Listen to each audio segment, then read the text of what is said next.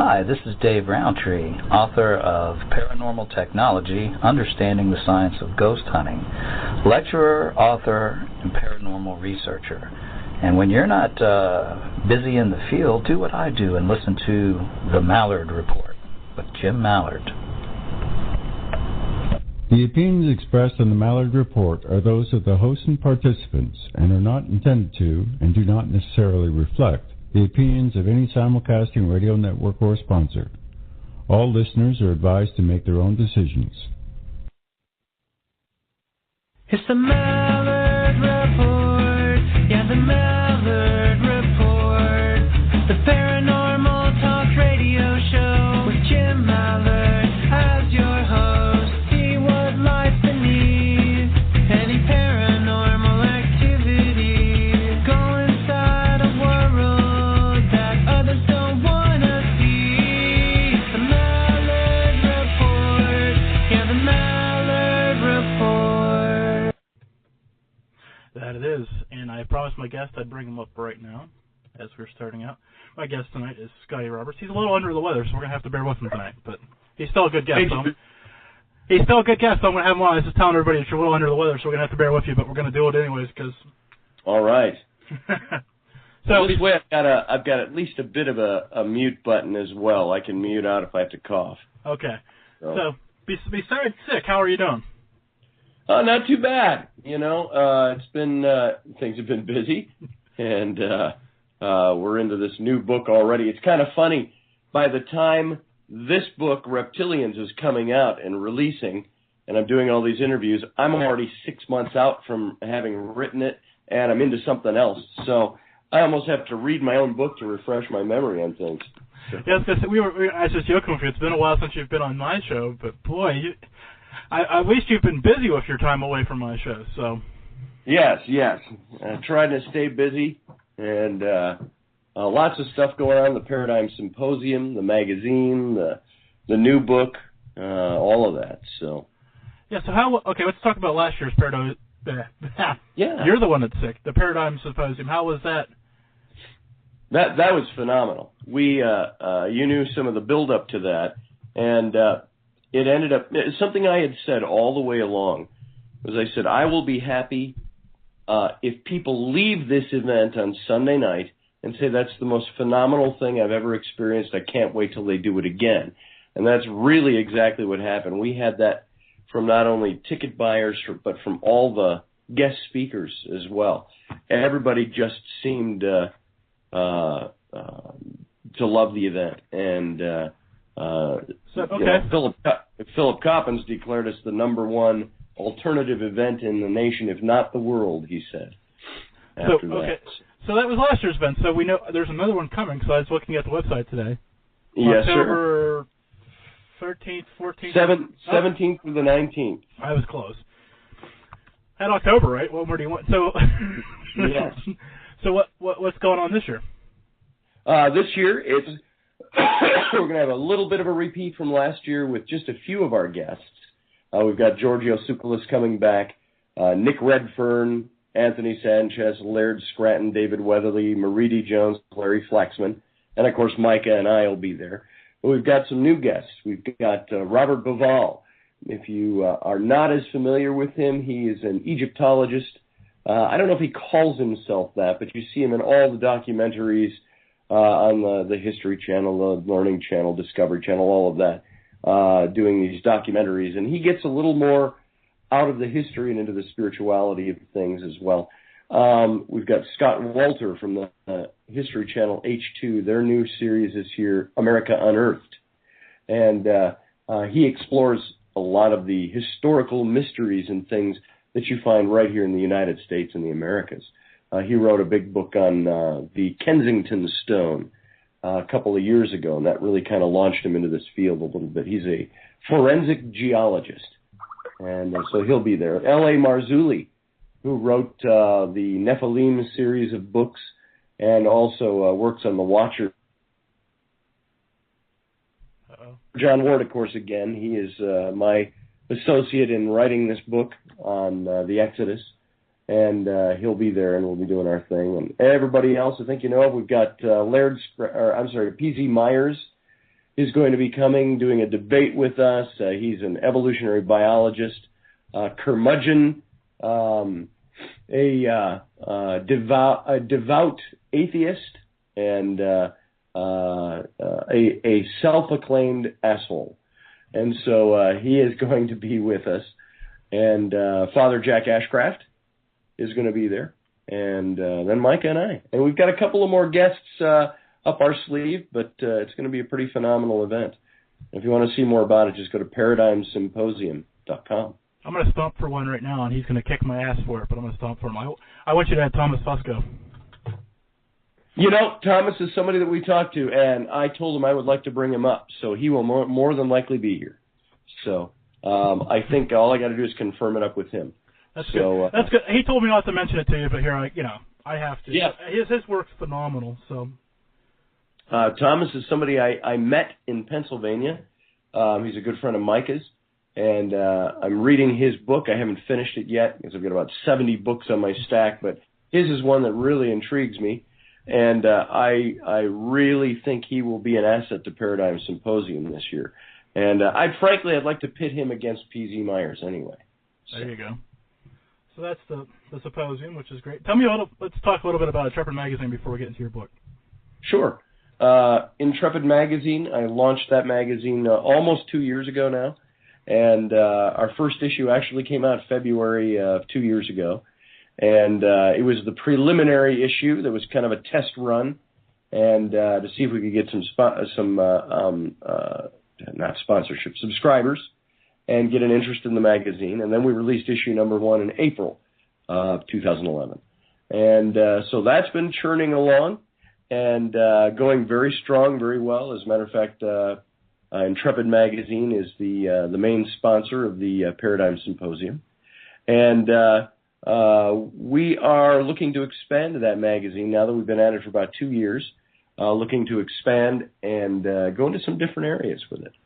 So we're pretty excited about that. Micah Hanks, who I think you know well, he is the author of the UFO Singularity that came out through my publisher and his publisher, New Page Books, and just after Christmas time. And he is my partner in Intrepid Magazine as well as Paradigm Symposium. So we've got some pretty fun stuff up our sleeve.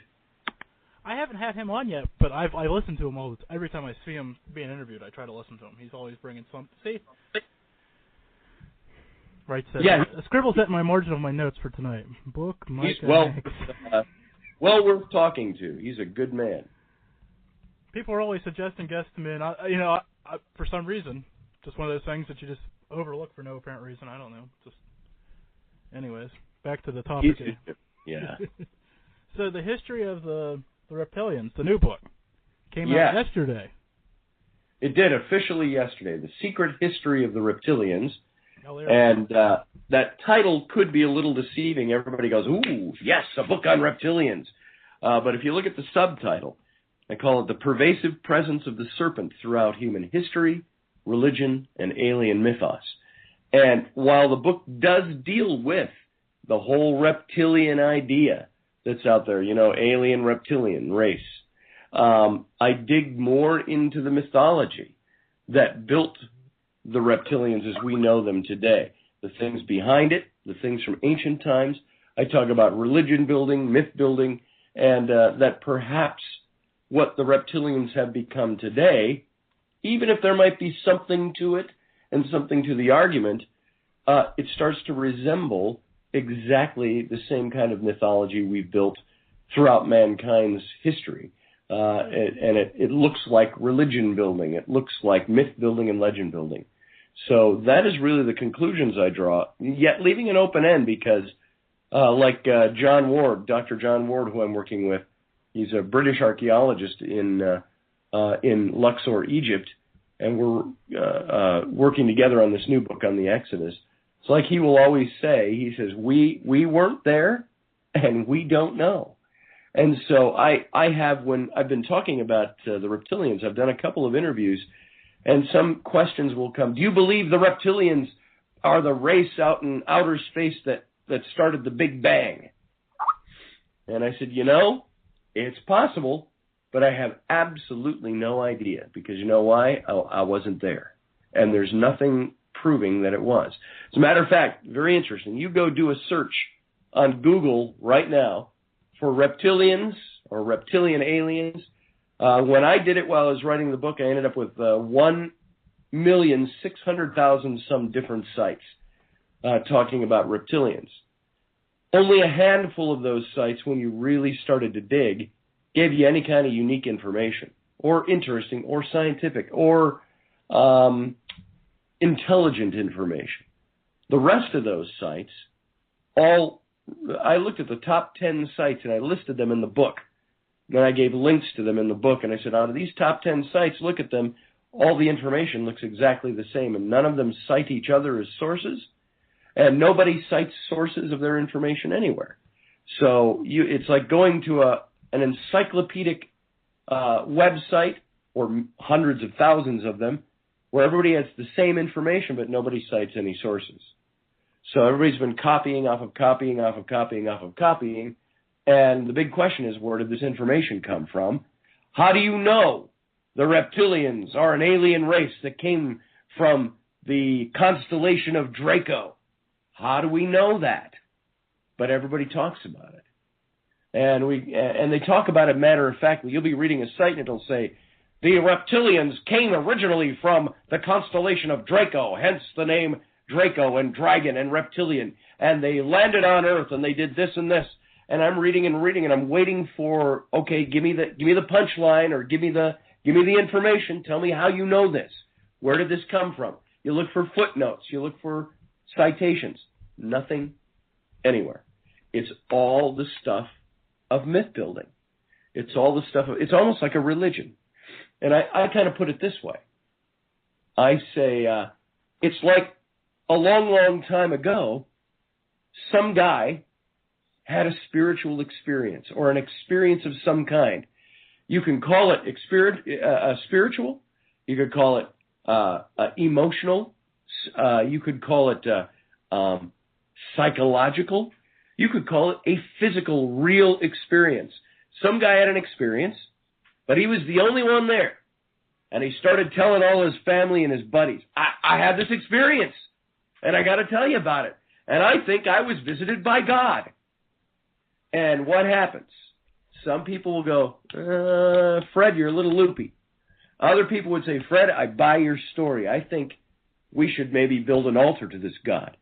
And it starts there, and it builds. And then more people join, and more people. Then you get so many people, eventually, you got to have some kind of theology.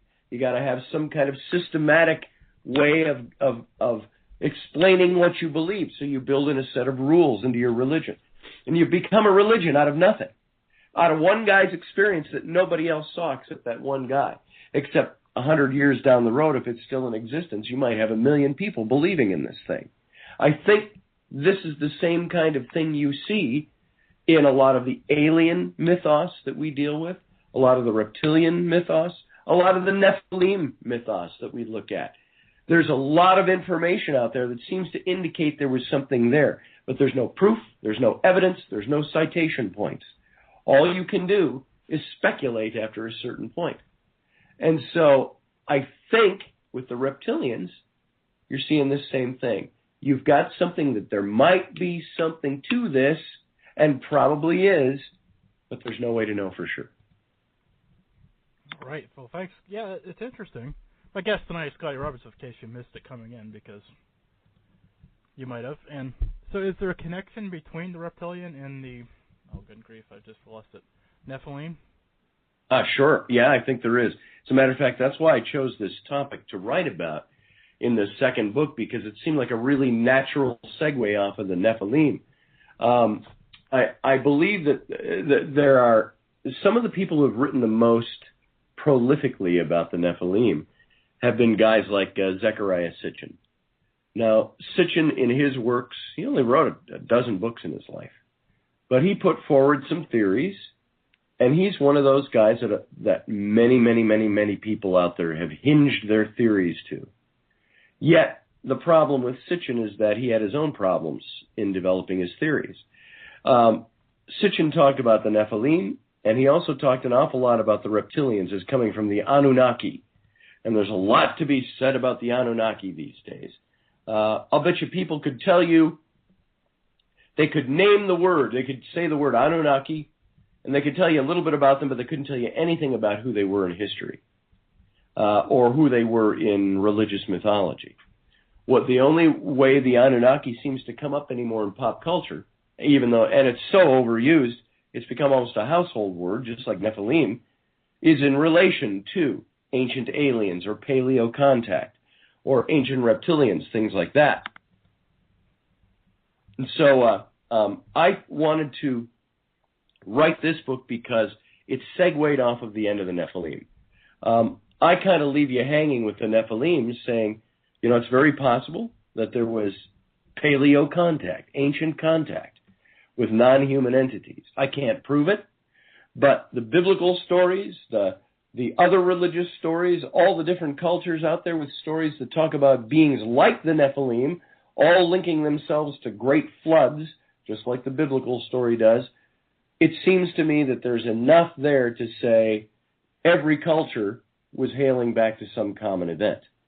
No matter which one is correct. Which one is correct, we don't know.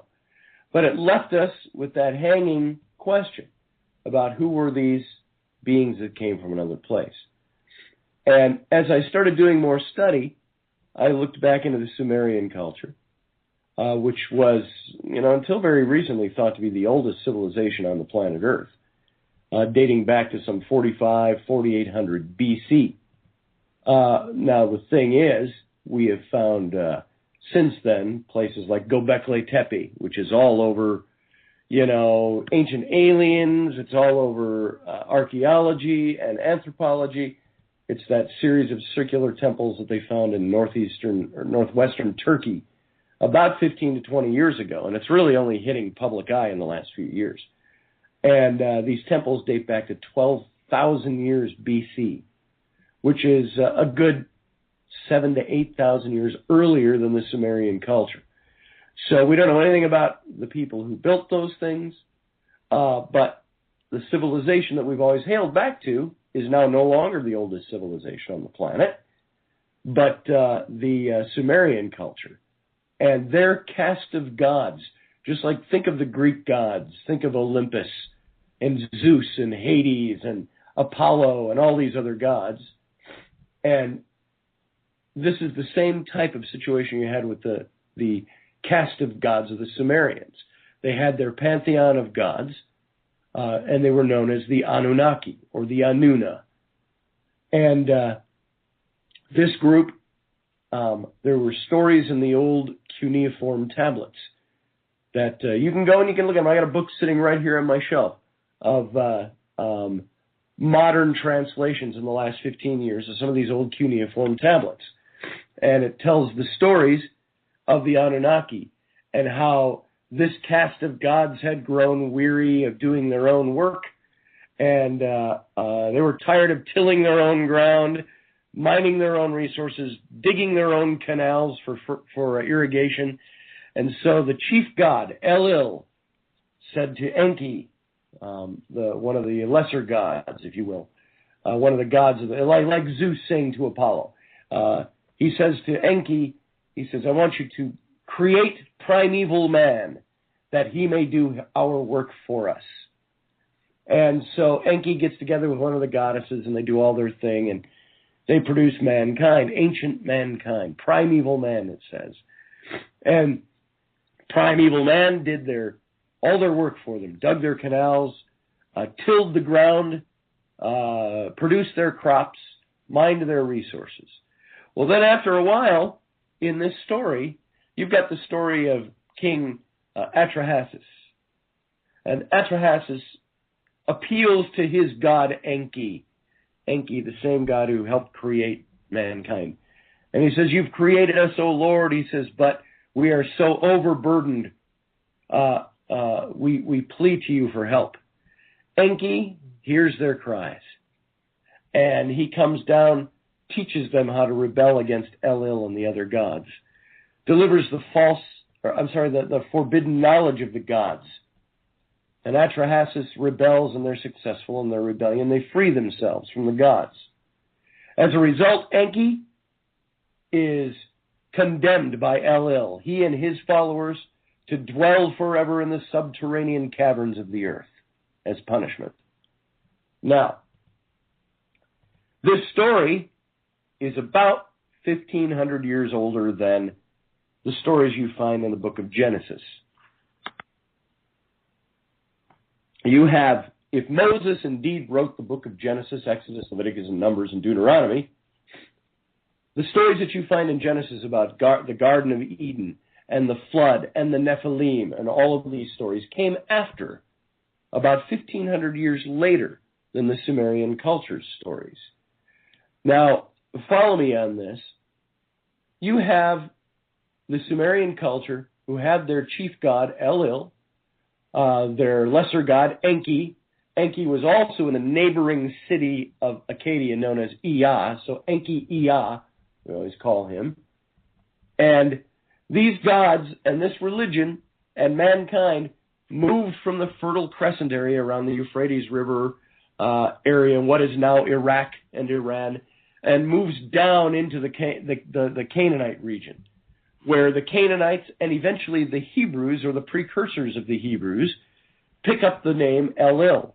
And El becomes the same base word for the Hebrew name of God, El, E-L. Elohim, El Shaddai, El Elyon, all these Hebrew names for God came from El and the migration and evolution of religion. Take Enki, also known as Ea, in the same migration over the next 1,500 years. The Canaanites pick them up, and eventually the ancient Hebrews pick it up, and Ea becomes the same base word for the Hebrew word Yahweh, which is the word Jehovah. And so you start looking at the names, then you look at the events of what the Sumerian culture talked about. The Anunnaki came down and created the race of man and enslaved them to do their bidding, to till their gardens and all of this for them. You've got the story in Genesis of God creating Adam and Eve, the first man and woman. What does he do? He places them in the garden. For what purpose? To till the ground and keep it for him, it says in Genesis. It also talks about the work that they were to do for God. Then you have, in the Sumerian tale, Enki coming down and delivering the forbidden knowledge of the gods to help the humans to rebel against El, the chief god. And then he's condemned to the subterranean caverns of the earth forever as a result.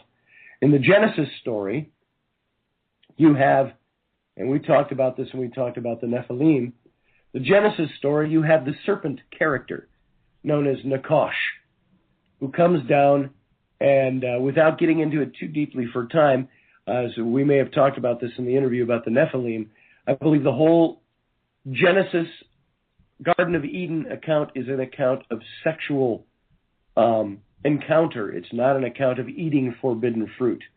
It's an encoded message. And many things in the passage and subsequent passages bear that out. I'm not just sucking that one out of my thumb.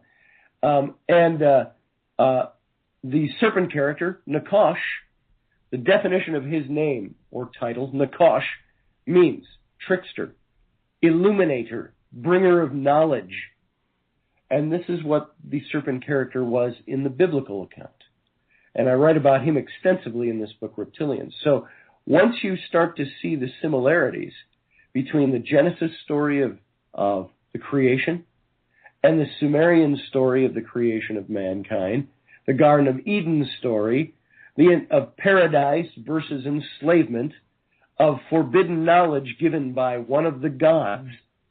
Now keep in mind, as a little refresher, I'll tell you here, Nakash is one of what I believe the Bible calls the sons of Elohim, the sons of the Elohim, the sons of God. And I could take an hour and set down this whole case, but I talk about it in the book, in the Nephilim book, that Nakash is one of the Elohim. And Elohim, I believe, are a caste of gods in the Old Testament. It has God himself by the name of Elohim calling out to the rest of the Elohim, calling them gods. You are all gods. You are all Elohim, the bright shining princes of heaven. And these are the ones that we have in the Nephilim story. The sons of God came down and intermingled with the daughters of men and had children by them. Well, these sons of God, in the Hebrew it says the B'nai Ha-Elohim, the sons of the Elohim, those of the Elohim. And when you look at the definition of the Elohim, they are the bright, shining ones. You go back to Nakash in the Garden of Eden, the serpent character. The definition of his name is bright, shining one, illuminator, bringer of knowledge. As a matter of fact, his name, a derivation of his name, is used for when Moses, when he has the people out in the wilderness after the Exodus, and they all get bit by serpents, and they have to look to a bronze serpent that Moses makes and raises it up on a staff. This serpent is called the Nakashta. It's the bright, shining bronze serpent. The same derivation of the word Nakash. All of that information to say this, is that there is a serpentine connection with the Garden of Eden story. We've always known of the serpent, but we always label him as Satan or Lucifer or the devil. I believe he is the same character that the Sumerian culture is talking about, an Enki. Enki, who came to deliver the forbidden knowledge so humankind could rebel against the gods who created them. Enki was the patron saint of the city of Eridu in ancient Sumeria. Eridu sat on the kind of the backwater harbor of the Euphrates River, and it was in a marshy, swampy area. And the swamp was known as Ea's Den, or Enki Ea. It was the place where he lived, the serpent's den, the serpent's marsh. This is where Enki rose up from the great underground sea, the Abzu, and he loved this serpent's marsh. And it's still that way today. It's full of all the water serpents and things like that, but it's a gorgeous area. And the serpent's marsh was known as Ea's Den, which is the same basic word as Eden or Eden, which you find in the book of Genesis. So all these similarities can be made. And this is where I think we as humankind get our initiation into the reptilian factor. Blows my mind, Scotty. I mean, the similarities between all these different stories just always blows my mind. My guest tonight is Scotty Roberts, and he's been blowing my mind for the last almost half hour. And he probably will keep doing so in the next half hour, and then the show will be over. I want to talk to you a little bit about your trip to Egypt. Sure. I'm assuming you had a great time, but it was an amazing time. I will tell you this though too, it was a trip, but it wasn't meant as a vacation. It wasn't supposed to be, hey, I'm going to get on my Disney shirt and my sandals and go vacation in Egypt and see the pharaohs. You know, that wasn't the intent of the trip. Although there was an element of that was just exciting beyond measure. For about a year and a half now, I've been talking with a good friend of mine, Dr. John Ward, about writing a book together. We've kind of toyed with it. In my book, The Rise and Fall of the Nephilim, in Chapter 5, I read a chapter about Moses. And the reason I did this was, if indeed the source point of the Nephilim is the book of Genesis, if there is anything to that story, then I wanted to find out why Moses would have written this. What would he have brought to the table? Because, of course, the book of Genesis is attributed to Moses. And I don't think just because he's this big religious character that he's a non-character, that he's a mythological character. I believe he really existed. And so there are ways. As a matter of fact, you go to the Old Testament, and you will find a keystone date in the Old Testament. And this date is not really disputed by anyone, secular or religious scholars. And that is the date of the founding of Temple 1 in Jerusalem. This would be the temple that was built by Solomon, the son of David. Now, you have all kinds of dispute over whether David and Solomon actually existed or were archetypes, but there's very little dispute as to whether or not the temple was built and in what year it was dedicated. Now, there are those out there who will say, well, there is no proof that the temple ever existed. Well, there is archaeological proof that the temple existed. Not a lot, but there's archaeological proof. And it's Temple 1. It's built, just to give you a brief chronology, there was Temple 1, then it was destroyed after the time of David and Solomon, and it was rebuilt by the Hebrews as Temple 2, then it was destroyed again, then it was rebuilt again by Herod the Great. in about 7 BC, he built this temple and finishes it. And that is the foundations of Herod's temple. Temple 3 is the where you can go to Jerusalem today and you can see the Wailing Wall. You see it all the time in the news. It's the big foundation stones of Herod's temple. So that's kind of the real basic chronology of the temple. Well, Temple 1 was said to have been built by Solomon, and they date it to 966 BC. Give or take, only about 3 to 6 years in either direction. So, with that date in mind, if there is any veracity to biblical history at all, which I believe there is, even though it's a book of faith, a compiled 66 books of faith, I believe that it contains real history. And in the book of 1 Kings, chapter 6, verse 1, it talks about, and on the day that Solomon dedicated the temple in Jerusalem, it was the 480th year since the Exodus. Now, we already have 966 BC as the date of the founding of the temple. If the biblical history is to be trusted, and the chronology, which we know has some problems, but if you take that base number, you end up with 1446 BC as the date of the Exodus, 480 years prior to 966. And if the Exodus took place right around 1446, we have a pretty good idea of who was Pharaoh, even though the chronologies of the kings of the pharaohs can vary by a generation. They jump around a bit. There is pretty solid fact that Amenhotep II was the pharaoh of the Exodus, or the pharaoh in 1446 BC, preceded by his father, Tutmosis III, preceded by his father, Tutmosis II, by his father, Tutmosis I. Now, in there, Tutmosis III, his stepmother, married to his father, who died early, Tutmosis II, was a woman named Hatshepsut. And Hatshepsut was the royal heir to Tutmosis I. She was the royal daughter. But he marries her off to her brother, Tutmosis II. He's weak and sickly, go figure. He dies off. That leaves his son by a harem wife, Tutmosis III, as the royal heir, male heir. Well, Hatshepsut, being the daughter of the great pharaoh Tutmosis I, Pharaoh's only hereditary daughter, she claims the throne for her own. Even though she's a co-regent with her stepson, she claims the throne, becomes the king, the pharaoh of Egypt. She wears men's clothing, she wears the men's beard, all of that to rise to the station of a male. And so she becomes the pharaoh of Egypt for many years. Now, here's the interesting thing. If the Exodus took place in 1446 BC, and if Moses was indeed around 80 years old at the time of the Exodus, according to the biblical account, he would have been born around 1526 BC. And he would have been born, according to the biblical account, the son to Hebrew slaves living in Egypt. And it says, without going through the whole story, his mother hides him in a basket, sets him on the banks of the Nile in the bulrushes, has her daughter, his older sister, watching, because they know Pharaoh's daughter is going to happen by there. Pharaoh's daughter finds the baby, sends him back to his mother to be weaned, and for a few years until she can accept him and claim him. Then he goes back to her and is raised in the palace for 40 years. Problem with the book of Exodus is that it never gives you the names of any of these people. Pharaoh's daughter, Pharaoh, Pharaoh, and Pharaoh. And he could be talking about 3 different pharaohs.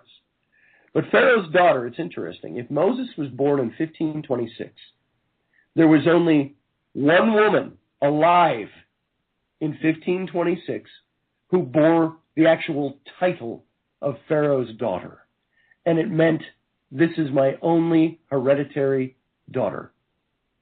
And that was the woman Hatshepsut. And she was about 7 to 9 years old in 1526. So she sends the baby back, the biblical account says, to be weaned by his mother until she's old enough to claim him. So when she turns 12 or 13, she claims him, brings him back to the palace.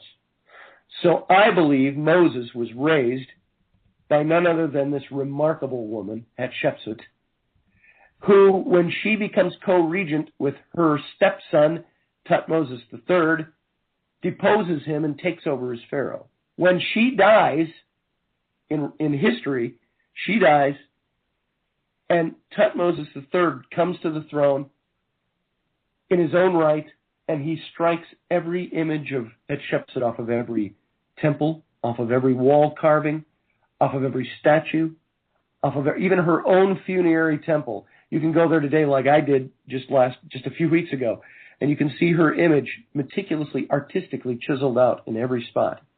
And this was at the hands of Tutmosis III and his son, Amenhotep II, who I place as the Pharaoh of the Exodus.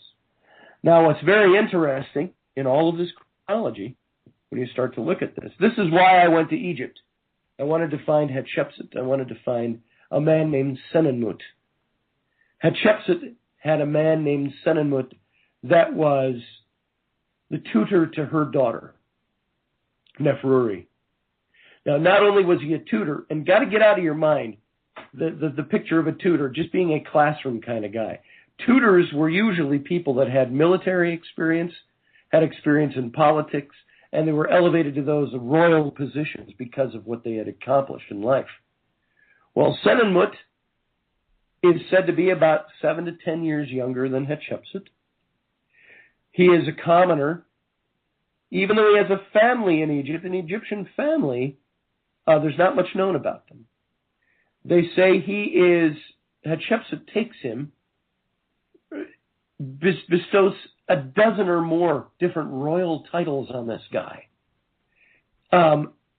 He is known as the royal vizier.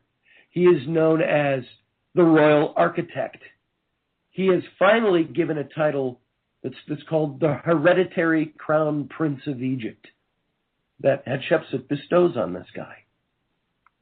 And in every one of his remaining statues of himself, out of 7 statues that remain, 5 of them show him with sitting on his lap the young girl Neferuri with his arms around her in a loving pose. He left 7 statues of himself behind, 5 of them with this little girl. That's nothing but circumstantial. It starts to build my case. Senenmut was also said to be the lover to Hatshepsut, who never took a husband after her husband died, the father of Tutmosis III. She takes the throne, never takes another husband, never has another child, but she has a lover, and people say it was Senenmut. And it was interesting. Senenmut built 3 different tombs. All 3 of them none of them were ever used. He was never buried in any of them. They were all unfinished. And on part of his writings on his tomb wall, he says of himself, I, Senenmut, and listen to this is almost sad when you think about it, I, Senenmut, the sole friend to the great queen Hatshepsut. So he was her only friend. Now, it's very interesting. She rose to great power, and there was not much evidence that the people did anything but love her. She was a pretty cool pharaoh, and the people had no problems with her. But when Senenmut disappears off the scene, there's no death for him. He was not buried in any of his tombs. He just disappears. Silence on Senenmut. It's around the same year that Moses would have turned 40, and according to the biblical account, murders the Egyptian taskmaster and runs off into Midian for 40 years. Now, that's just circumstantial. Senenmut disappears off the scene. And a few years later, Hatshepsut disappears off the scene too. And Tutmosis comes to power. Tutmosis III actually brings Egypt to its golden pinnacle during the 18th dynasty. And he writes of Hatshepsut in a papyrus on his dedication of his ascending to the throne. He refers to her as that hateful, lying, deceitful woman. He speaks of Hatshepsut, his stepmother. And there is some evidence. They used to think it was all Tutmosis III that took all her images off of everything and destroyed all her statues. Well, we come to find that it was later in his life he becomes co-regent with his own son, Amenhotep II, who I believe is the young pharaoh who was the pharaoh of the Exodus. And it was really Amenhotep II who pushed his father to say, get rid of the images of that lying bitch. And that's what they did. They eradicated her. And something I learned in Egypt, which I did not know when I went there, was also when they took all of her images off of every wall, every temple, every statue, they did the same thing to Senenmut. They removed all of his images as well. And so it starts to beg some questions. Now, it is my firm belief that Moses and the Hebrews who were said to be enslaved there, that they weren't really Hebrews anymore. They were thoroughly Egyptian. They might have been Hebrew in name only, Hebrew by blood, but it's like me. You know, my ancestors all came over to America about 350 years ago, and they were Welsh. And those Welsh descendants, they were pure Welsh. Well, they had some Scottish in them as well. But I can say today, I'm Scottish and I'm Welsh. But am I? If it would be like a guy coming over from Scotland or Wales today and saying, you've been enslaved to America for too long, for 300 years. Come back to the homeland and let's reestablish our homeland. Because you're Scot and you're Welsh. And there would be some truth to that to a certain extent, but it would be interpretable. I'd be American, not Welsh. And I think this is what you had with Moses. He was a guy who was thoroughly Egyptian, but he was Hebrew by birth. The Hebrews he led out of bondage, thoroughly Hebrew by birth, but thoroughly Egyptian by heritage. By life. They had been there for 400 years as a family, growing, and they were Egyptian. And one of the places we went on this trip, all of this story just came up about me just telling you why this trip was more than a vacation to me. This is the things we did. We went to a little mountain in the Sinai wilderness. We drove out to the Sinai to a place called Serebet el-Khadim. This is a place that when you round the northern tip of the Red Sea, going through Suez, you pass over into the Sinai, and we drive down, I think it was a couple of hours, and then another 22 miles out into the wilderness from the Red Sea, and you hit this place called Serebet el-Khadim. Serebet el-Khadim is a windswept, lonely, remote mountaintop in the middle of the Sinai desert. Wilderness, you could say. And on this mountaintop is an old sanctuary that dates back 4,000 years, part of it to pre-dynastic times.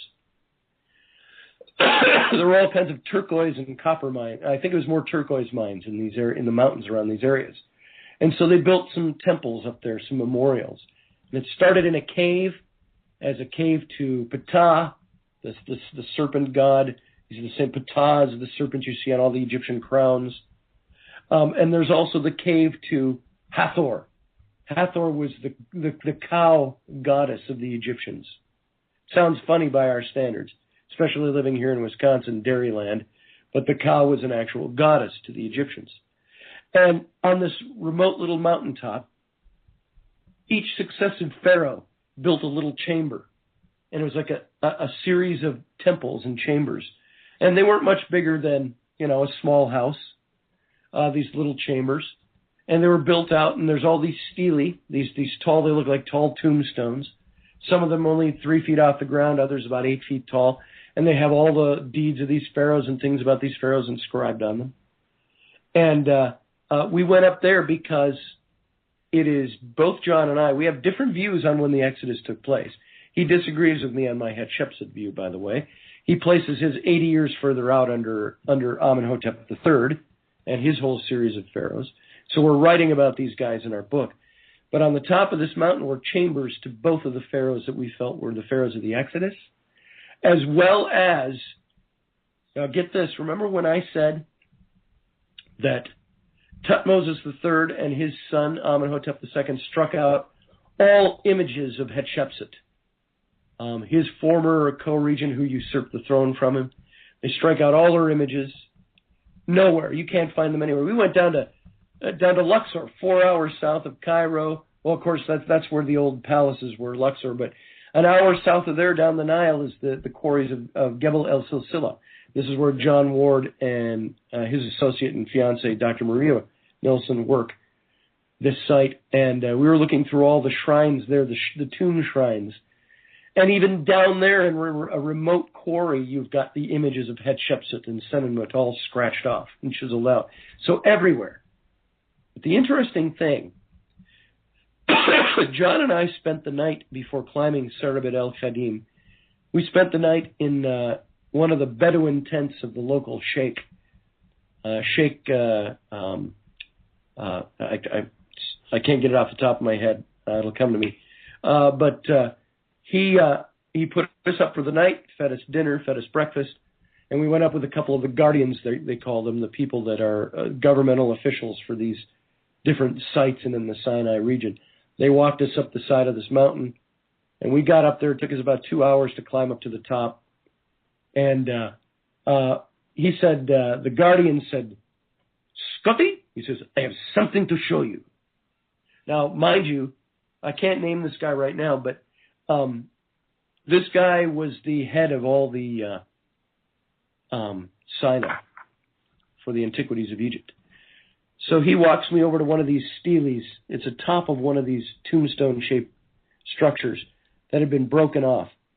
He said, "I'm going to show you something," he says, "that goes along with the theory you just told me about Moses and the Exodus and Hatshepsut."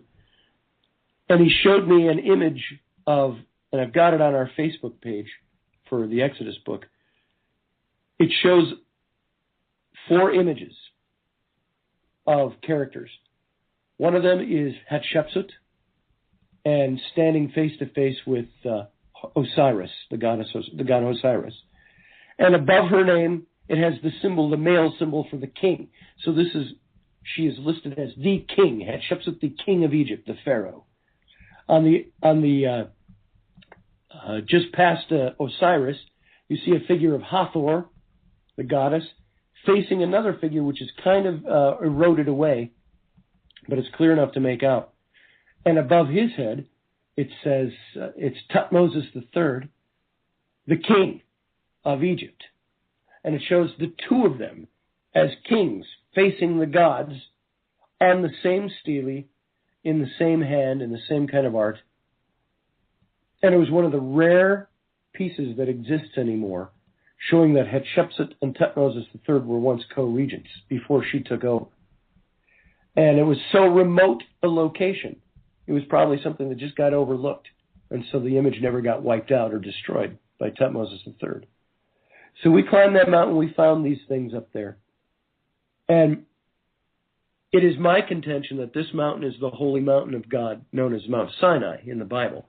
There are 3 or 4 other candidates for it across the Sinai Peninsula. But this is one that is close by where they would have crossed over what's called the Yam Suf, the Sea of Reeds, the northern part of the Red Sea. And when you think of the story of the golden calf, it says Moses goes up into the mountain to do what? To get the tablets of the law, these stele recorded on both sides. And when it comes down, the people are worshiping a golden calf. Keep in mind at this mountain, they are at the mountain of the temple of Hathor, the calf goddess, the cow goddess of Egypt. And it's within just a few days' walk from where they would have left, or a couple of weeks, I'm sorry. And so it all starts to look good. So we were thinking, John and I were standing up there, and we're looking out over these precipices at these craggy mountains down below us, and as far as the eye can see in the Sinai Peninsula, or the Sinai wilderness there. And I said, I could very much have seen the Hebrews camping down in the flats below, and this is the mountain where Moses went up and created the tablets of the law. And when he came down, they were worshiping the goddess whose temple was on the top of this mountain. And Moses, pitched a fit about that because he was trying to change things. And so this is what this trip was all about to us. We went not only to see some of the touristy things, and we did see. We went to the pyramids in Giza, and we climbed up into the king's chamber in the pyramids in Giza. We saw the temples in Luxor, Hatshepsut's temple in Luxor. the temples of Ramesses, Menedot Habu, Luxor Temple, Karnak. We saw all of these places. In addition to those, because of John's position as an archaeologist there and some of his connections, we'd get phone calls sometimes in the morning that would say, John, he says, be at such and such a place. I'm getting you in this morning. Places that people could not normally see. And so we'd rush down and we'd get into tombs that people are not allowed to go into. We'd get into places people weren't allowed to see. We hiked across dozens of miles of desert, which doesn't seem like a lot when you have a vast Sahara desert right there. But we hiked across the desert to see places. We hiked to mountaintops to see places. This was the most intense 3 weeks I have ever spent of amazing enjoyment. And this is what we're bringing to the table with this book. We're writing about the Exodus and really the search for the historical Moses and the historical Exodus. And I will say, just to be fair to John, he places his in Thebes during the time of Amenhotep III. And he believes he has earmarked who Moses, Aaron, and Miriam all were, and they were all members of the same royal family. He believes it was an apocalyptic migration as opposed to an act of God. And I tend to agree with him in certain points on that. And you've already heard my theory of the Exodus. So we're presenting these two theories in this book. And now, not only because he lives there and he lives in places where he thinks some of this has happened, he's researched it for years. I've now been there and I've looked at some of the things associated with the people that I believe were part of this. And even John will say, we'll both say of each other's theories, man, your theory sounds stronger and stronger every day. And we say that about each other's theories. So we're going to be presenting some very interesting material in this book. That's good, though. It's good to have somebody that you can bounce this off of and have a totally different opinion on things. Absolutely. And in talking about Moses being thoroughly Egyptian, you look at things like the Ark of the Covenant. That's not a Hebrew thing.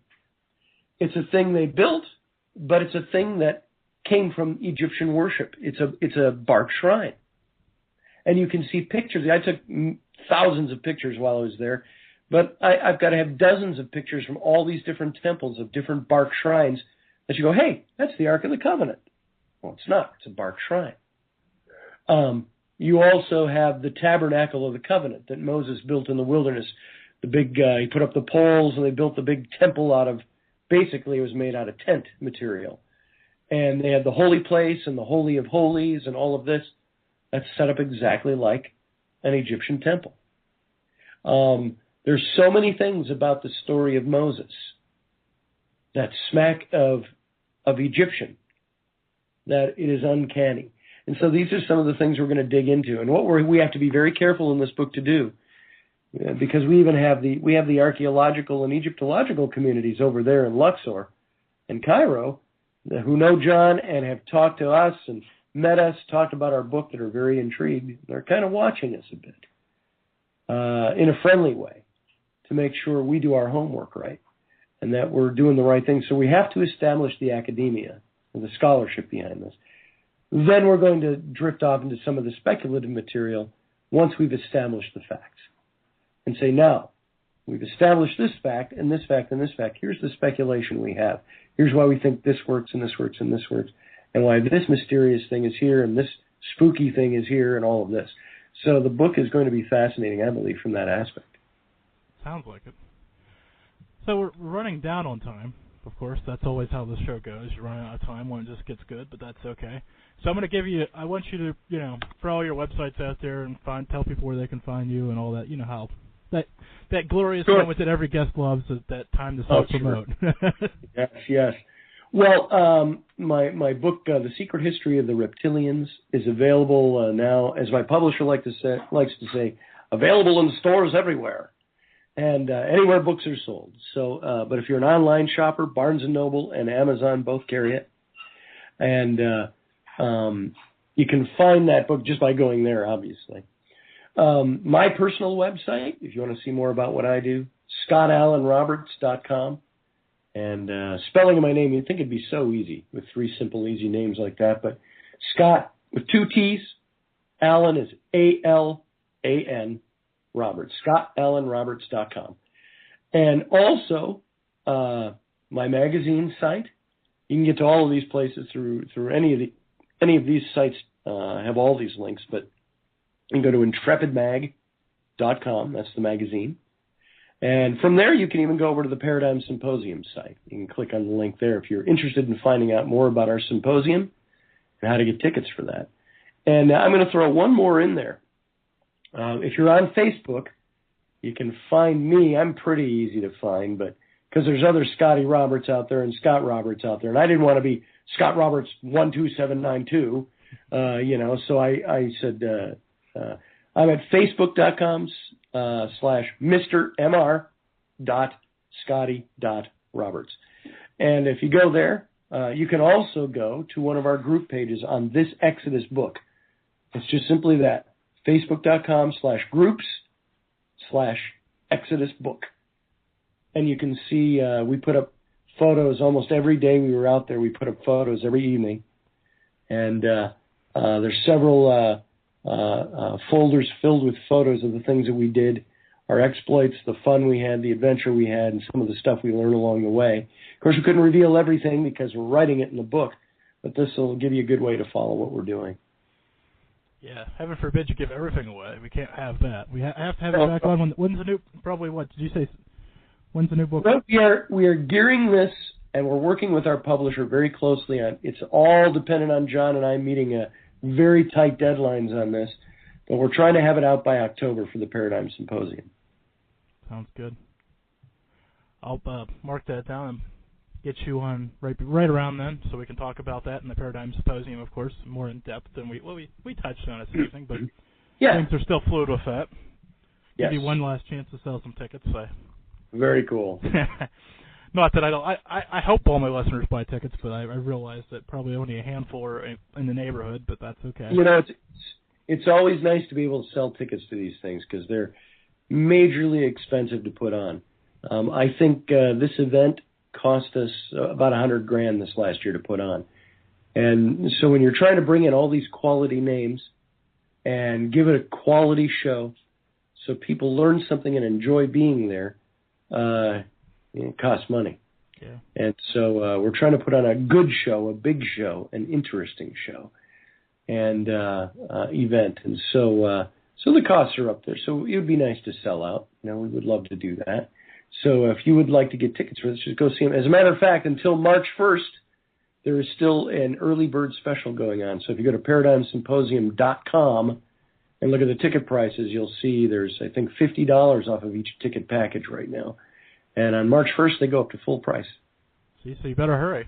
So you podcast listeners out there better pick this up in a hurry. Another perk to listen live. There you go. Hey, I want to thank you for hanging out with me even being sick. So, Jim, thanks for having me, and thanks for putting up with my my bad voice tonight and my propensity to cough and sniffle. That's okay. It could be worse. It could. It could have been worse. It's all good. I could have been vomiting. Yeah.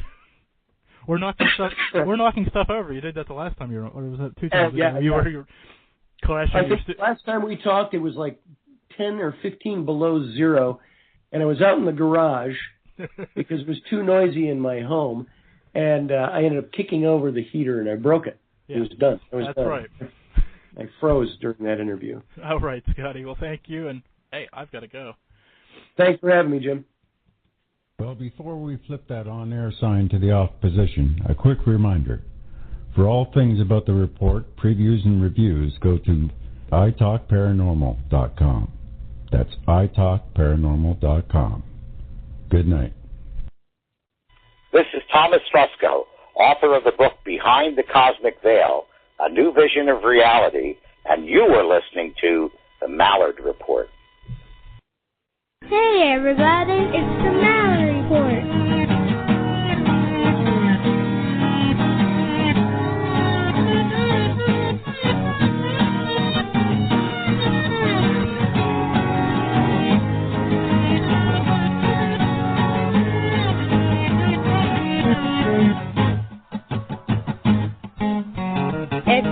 Mallard.